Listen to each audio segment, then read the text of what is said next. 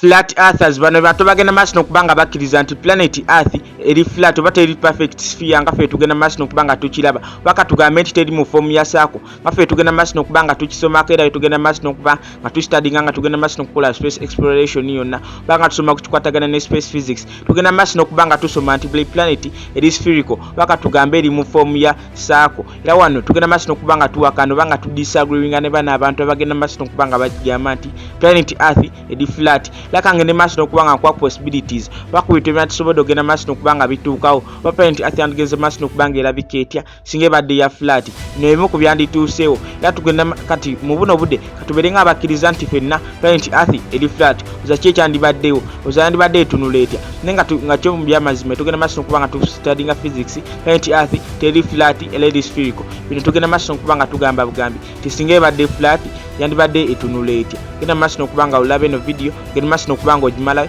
osogenda maaso bina obitegeere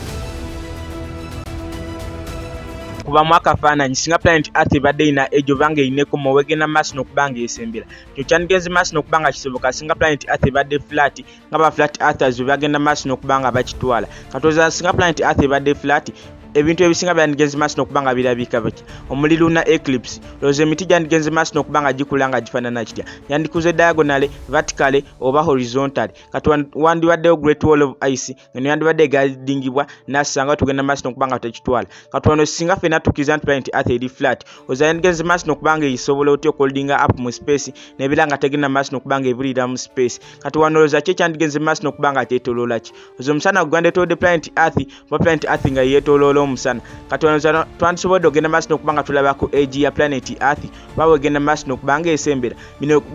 kubyandituusewo singa planet earth ebadde egenda maaso n'okubanga eri flat laba bino betugenda maaso n'okubanga tulaba kati singa obadde omisinga ku zino episode oba ku video betugenda maaso n'okubanga tukola yafa ba Afasonron Tech genda maaso n'okubanga osearchinga Afasonron Tech ku YouTube oba ku TikTok ogenda maaso n'okubanga followinga n'okusubscribinga obeere ng'obeera updated buli wetukolera video empya kati wano mwene engeri abantu bonna bayakiza nti planet earth eri flat paka omusajja amanyiddwa ennyonga Nicholas Copernicus weyavayo n'abanyonyola nti planet earth eri spherical ate teri flat nga wano yagenda maaso n'okubanga abanyonyola nga abagamba nti planet earth egenda maaso n'okubanga yeetooloola omusana naye omusana asigwe gwetoolola planet earth era planet earth egenda maaso n'okubanga espinninga ku axis yaayo kati wano mwene engeri wayita emyaka 5 abantu ne baddamu ne batandika okukkiriza mu theories zaabwe nti planet earth eri flat nga ate abamu bakkiriza nti planet earth eri spherical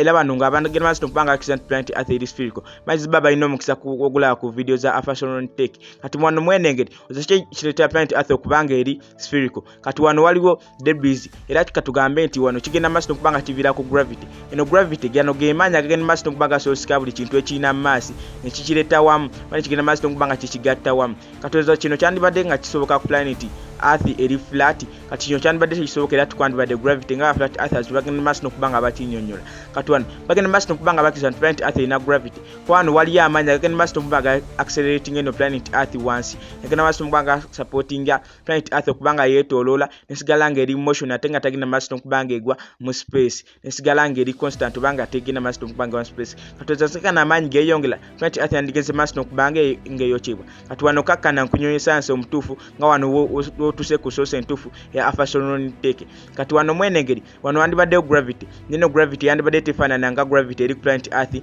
eri spherical kuba wano center ya gravity wano yandibadde eri wakati wennyini wa planet earth eri flat era wano singa ogenda maaso n'okubanga ova ku center eno planet earth obanga weeyongerayo okuva weeri wandigenze maaso n'okubanga gravity yeeyongera amaanyi yandigenze maaso n'okubanga ekusika ng'ekuzza mu eno center kati mwene engeri eno yandisobodde n'okugenda maaso n'okubanga ekusika ng'ekuzza wansi era eno yensonga lwaki twandisobodde genda maaso n'okubanga tulaba ku age oba ku kkomo lya planet earth eno eri flat kuba yandigenze maaso n'okubanga eno waliyo gravity y'amaanyi nnyo era twandisobodde genda maaso n'okubanga tuukayo era wano twandisobodde nagenda maaso n'okubanga tulaba ku great wall of ice eno eya 45 meters eri mu USA era wano kuba tundisobodde tutuuka ku Antarctic kati wano mwene engeri eno twandisobodde genda maaso n'okubanga tulaba ne ku side endala eya planet earth oba side yayo ng'ogenze maaso n'okubanga ogifiriipinga kati naye wano twandisobodde genda maaso n'okubanga tugwanga tuva ku eno planet earth eri flat kati wano mwene engeri singa ekintu kyonna kibeera kiriraanye age oba ekkomo lya planet earth kyandigenze maaso n'okubanga kigwa mu sideways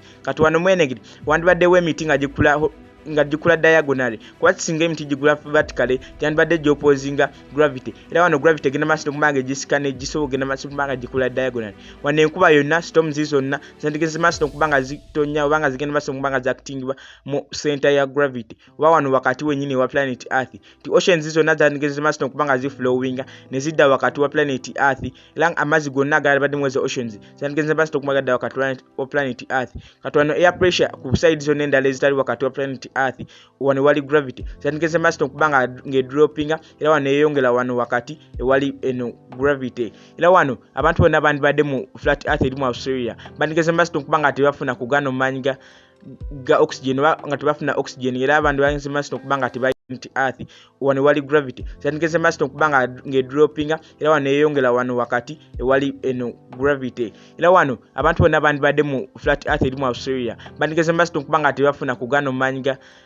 ga oxygen nga tebafuna oxygen era abantu bandigeze maaso n'okubanga tebalina muka gwa kussa era eventually bandigeze maaso n'okubanga bafa nene bana abantu abandigeze maaso n'okubanga bali wakati wano wa planet earth nabo bandigeze maaso n'okubanga bafa kuba eno air pressure egenda maaso n'okubanga oxygen mungi era wano bandigeze maaso n'okubanga bafa eno flat earth teyandibadde na magnetic field kuba magnetic field egenda maaso n'okubanga producing bwa crusting egenze maaso n'okubanga yetolola nekati okusinza nti eno flat earth teyandibadde na crust era wano tewandibaddewo magnetic field kati wano atmosphere yafe yandigeze maaso n'okubanga ebuli one space kuba teyandibadde kona kintu kigenda maaso n'okubanga kigikwata banga nga kigiholdinga kati wano wandibadde radiation nga zituukira ddala ku flat earth eno era twandigeze maaso n'okubanga tudamagingibwa DNA yaffe nga tugenda maaso n'okubanga tudamaginga n'emibiri gyaffe era twandifunye n'ebirwadde omuli cancer n'ebirala bingi wano wandisobodde ogenda maaso n'okubanga ofuna life support system yonna ogenda maaso n'okubanga osobola ng'oli mulamu kweno flat earth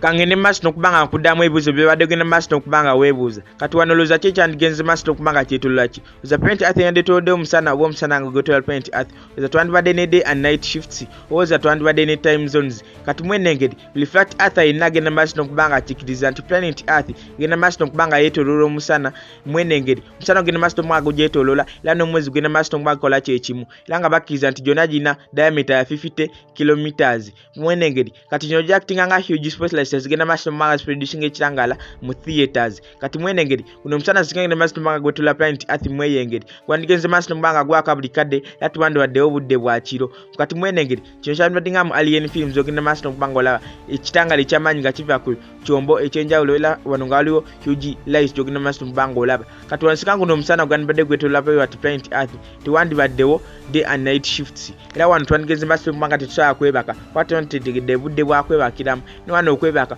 onogenda maaso n'okubanga odecreasing ekitangala ekiri mu maaso gobanga ogabikako nodecreasinga nekyo ekiri mu room yo kati mwene engeri ogenda maaso n'okubanga tubeera ne day and night shifts guno omusana gwandibadde gwetaaga okwetoloola planet earth mweye engeri gyogenda maaso n'okubanga olaba mu video kisinga omusana gudda wansi wano tubeera mu budde bwa kiro nesinga gudda waggulu planet earth yonna ebeera mu budde bwa misana oba kitwandiisedde wano tewandibaddewo time zones oba obudde twandibadde tebukyuka tusobola genda maaso n'okubanga obutegeera n'obutegeera ne wano ogenda maaso n'okubanga obutegeera wandibadde weekumira kwa fashion teke nobeera ng'obeera updated buli kadde kati mwene engeri wano planet earth egenda maaso n'okubanga ebeera ne guno omusana nesinga guno omusana gusigala munene gwandibadde gwa bulabe nnyo era singa ne gusigala mutono era gwandibadde gwa bulabe tiwano singa omusana guno gusigala munene nnyo gwandigenze maaso n'okubanga gubandinga up planet earth yonna negenda maaso n'okubanga esaanawo mweye engeri kati wano tugenda maaso n'okubanga tugamba kati wano omusana singa gubeera mutono twandigenze maaso n'okubanga tubeera safe singa guno omusana gubeera mutono twandifreezinze paka twandigenze maaso n'okubanga tufa kuba kati wano omusana gwandigenze maaso n'okubanga producing ekitangala ekitono kati wano surface ya planet earth yandigenze maaso n'okubanga ebeera 2.1 times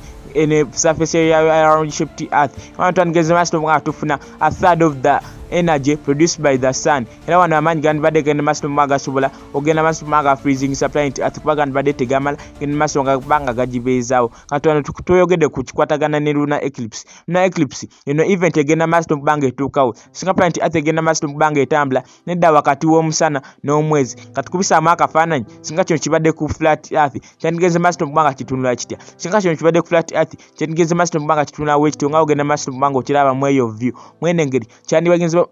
eclipse yandigeze master kubanga ebera bwetu naye ogenda master kubanga otuukawo kyandibadde kyetaaga special alignment ogenda master kubanga etuukawo kati wano fena tukkiriza nti planet earth eri flat kati wano tukkiriza nti globe yonna gye twagenda master kubanga tukubeera gye tubadde tukkiriza eri fake wano GPS system zonna tukkiriza nti bazimbanga mobile games oba beyagadde ofunirako sente kati wano agenzi master kubanga batondebwawo theories ez'enjawulo ne wano bonna ba flat earthers n'aba batakkiriza nti planet earth eri flat bagenda master kubanga babeera mu nsi etategerekekera ensi ey'okwewuunyisa limu ebintu ebyenjawulo kati wano waliwo sources nnyingi ezigenda master kubanga zigaba amawulire amafu n'amatuufu kati wano nga mulimu sources ezimu omuli YouTube, TikTok, Facebook oba social media platforms ezisinga kati mwenengeri wano wali theories ez'enjawulo ne wano ogenda master kubanga omanya source entuufu eno Afasononi Tech ne kati wano sigana Nicholas Copernicus yagenda master kubanga amala essaawa 10 nga la video za TikTok oba za YouTube ezikwatagana ku flat earth theories oba conspiracies yanigeze master kubanga naye agenda master kubanga tekkiriza nagenda master kubanga agamba nti planet earth eri flat nagenda master kubanga yeewakanya planet earth eri spherical boy nachogenze master mba tutegere kikwatagana ku eyo video tugenze master mba tukole kikwatagana ku flat earth theories genda master mba ngokiteka mu comment section boy na topic yo yaga tugende master mba tukolera ko video genda master mba na wikiteka mu comment section tuyagenda master nga tukudamfa Afasononi Tech nga tukolera video kwatagana ne topic genda master mba ngokitegera tera subscribing ku YouTube channel yaffe genda master mba ngohitinga ka notification button video notified buli tugenda master mba nga tupostinga genda master mba ngo liking o sharing o commenting no following ku TikTok Afasononi Tech. Afasononi Tech. Exploring all you need to know in life.